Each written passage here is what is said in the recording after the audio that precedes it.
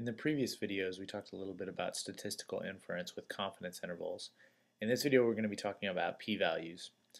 P-values are the most commonly reported measure of statistical significance. So they're used all the time in papers. You see them reported in almost every medical journal paper that you read, although that's changing a little bit in recent years. They're also used very frequently for decision making. For example, the FDA, Food and Drug Administration in the United States, uses them when evaluating whether effects are statistically significant for in the purposes of making decisions about drugs that are used in the United States. They are, however, incredibly controversial among statisticians. So I've linked here to one example of a listing of a large number of critiques of p-values that have been used by statisticians, and I think the primary reason for that is that p-values are one of the most misinterpreted statistics as well as one of the most widely used statistics, and so it brings down a lot of attention. Of course, not everyone thinks that p-values are awful. This is actually a screenshot of the blog that I write where I talked about how p-values and what's called hypothesis testing get a bad rap, but they can be useful if they're used in, I think, an appropriate way and are used in a way where the interpretation is correct. So what is a p-value? The basic idea at sort of a general level is suppose that there really is nothing going on. There's no relationship between the variables that you're performing a regression analysis on. How unusual is it to see the estimate that we got? And this is a little bit of a different question that you might think, it's not necessarily the question how likely or how unlikely it is that there's a relationship between the variables. It's actually just how unusual it is to see this estimate that we got if there was nothing going on at all. So we can define the approach to doing a p-value calculation in 3 steps. First, we have to define a hypothetical distribution for the data summary statistic when nothing is going on. We call this the null hypothesis and the null distribution. And the null hypothesis being the hypothesis that nothing is going on and the distribution corresponding to that hypothesis. And then we calculate the summary statistic with the data that we have, and we get what's called a test statistic. Then we compare what we calculated to our hypothetical distribution and see if the value is extreme or is surprising. And so we do that. We actually calculate the p-value itself. So we're going back to the Galton data for this example. And so in the Galton data, we have the mid-parent height versus the child's height in a scatter plot. And then I've overlaid on top of this the least squares line fit through the data. So you can see that these data do seem to have a relationship, but we can hypothesize that there's actually no relationship between the two variables. And so beta hat 1 is the slope term relating the mid-parent height to the child's height. And so if that slope was equal to 0, in other words, if this scatter plot had no trend in it, it was just sort of flat, you would imagine that there was no relationship between the two variables. So our null hypothesis is going to be that B1 is equal to 0 exactly. So under the null hypothesis, we actually want to find the distribution of this statistic, beta hat 1, divided by the standard error, beta hat 1. And remember from the previous lecture that if we actually knew what the true value of B1 was, and we subtracted that off, this had a t distribution with n minus 2 degrees of freedom. So what we're doing here is we're saying hypothetically, suppose B1 is equal to 0, and we actually knew that. This is the distribution of what this statistic would look like. So then we can actually compare that statistic to this distribution and see if it looks like it's coming from a surprising place in that distribution. Then we might start to think that something actually is going on. So here's actually a plot of the null distribution in this case. So in this case there are 928 samples, and we use 2 of those samples to estimate or 2 of those degrees of freedom to estimate the parameters. And so then we can actually show what the distribution of the t distribution with 926 degrees of freedom is. And so you can see that it's sort of very narrow here, around 0. And so we can see then the actual value of the statistic that we get by calculating that t statistic, which was the estimate beta b1 hat divided by its standard error, or its estimated standard error. And we see it's all the way out here in the distribution. And so it seems kind of unlikely that if nothing was happening, we'd assume that the statistic we calculated would be drawn from this distribution, and it'd be pretty likely that it would come from this area near 0, but it actually turns out it's all the way out here, so it's actually kind of an unlikely result given that we have um, the null hypothesis, or the hypothetical distribution, that b1 is equal to 0. So how do we calculate these p-values in R? So again, we have this LM1 object, so this is the linear model that I used relating the child's height to the parent's height. Remember, R always calculates an intercept term plus a slope term for all of the variables you put on the right side of the tilde. And so here I've got the intercept term and the parent's height slope term, and I also get its standard error.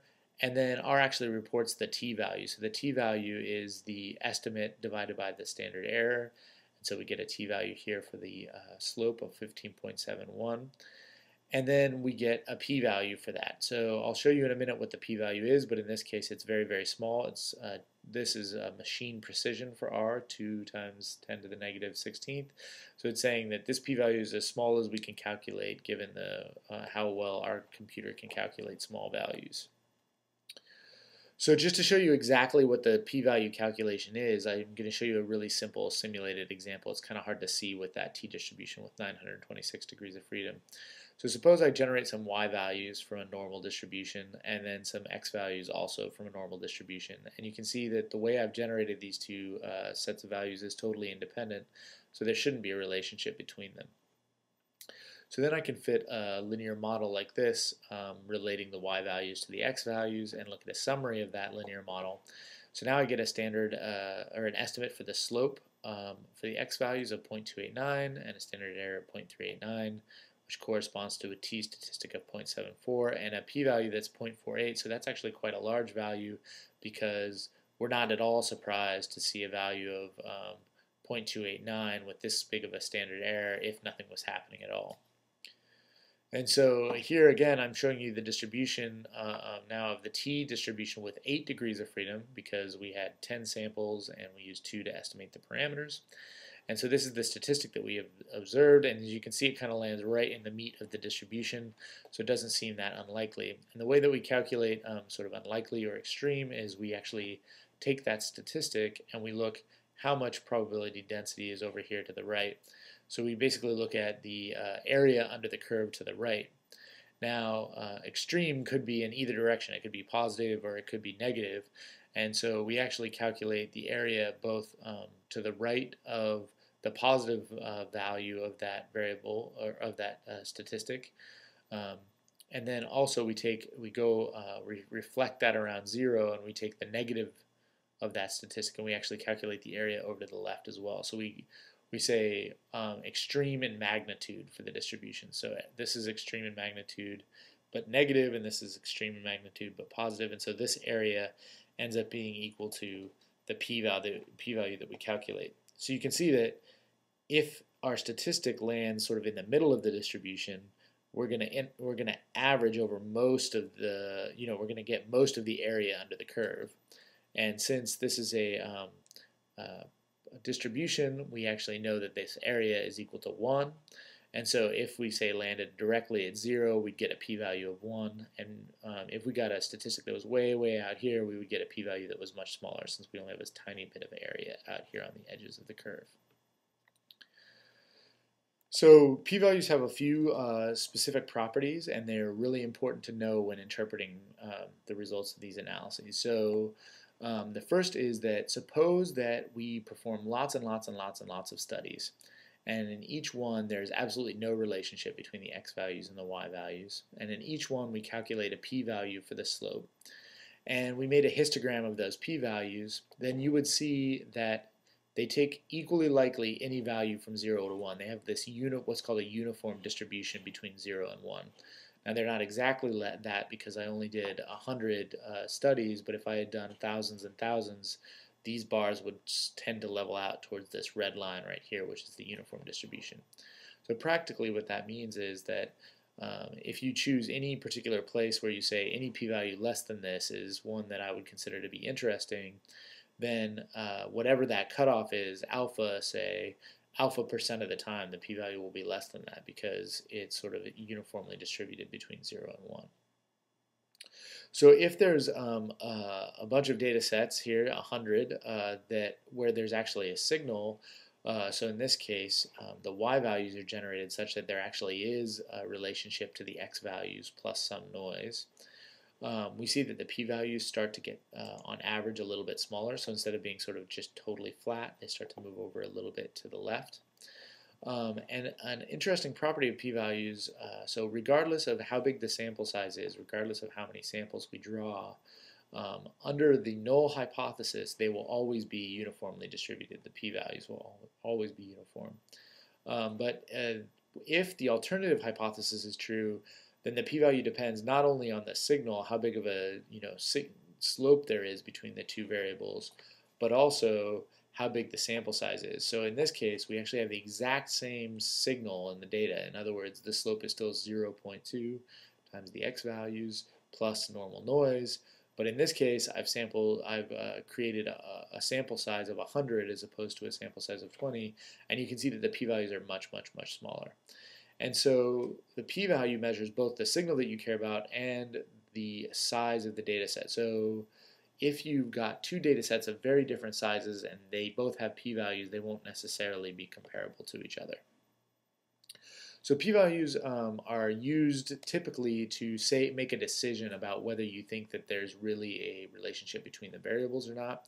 And of course, there are definitely some statisticians who would disagree with the use of p-values for making these sorts of decisions, but they are really widely used and widely recognized as a solution, maybe not the best or the right solution depending on who you talk to.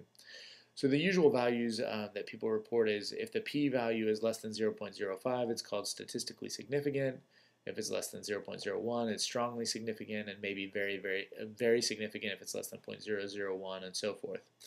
So in general, 0.05 is the value that people use for statistical significance. This was a totally arbitrary value made up by a statistician who was asked to come up with some value for significant, and he said, I think 1 out of 20 mistakes is a reasonable number of mistakes to make. But in modern analyses, this may not be a small enough value, especially if you're testing a lot of different slopes, a lot of different relationships. In most modern analyses, people generally report both the confidence interval that we talked about before, so you get an idea of the slope term itself and whether that slope term is scientifically or has business meaning, as well as the sort of the p-value. This is less true if many, many hypotheses are tested. If there are lots and lots and lots of hypotheses tested, often the confidence intervals are suppressed and just the p-values are reported for identifying which relationships were statistically significant. So here's how you would interpret or write up the results of this linear model. So if you have a linear model relating child's height to mid-parent's height, you can get the coefficient matrix, and so you get the estimate and the standard error for the intercept and for the slope, and it has a t-value and a p-value. And so you remember you would report a 1-inch increase in parental height is associated with a 0.77-inch increase in child's height with a 95% confidence interval. In this case, you might say something like this difference was statistically significant, or you might even say strongly statistically significant. And people, rather than reporting p equals this really very small number, they sometimes censor the p-value, so they say p is less than 0.001, where they choose a small enough number here that indicates how small the p-value was without having to write out in scientific notation the very, very tiny values, which might not necessarily be totally interpretable.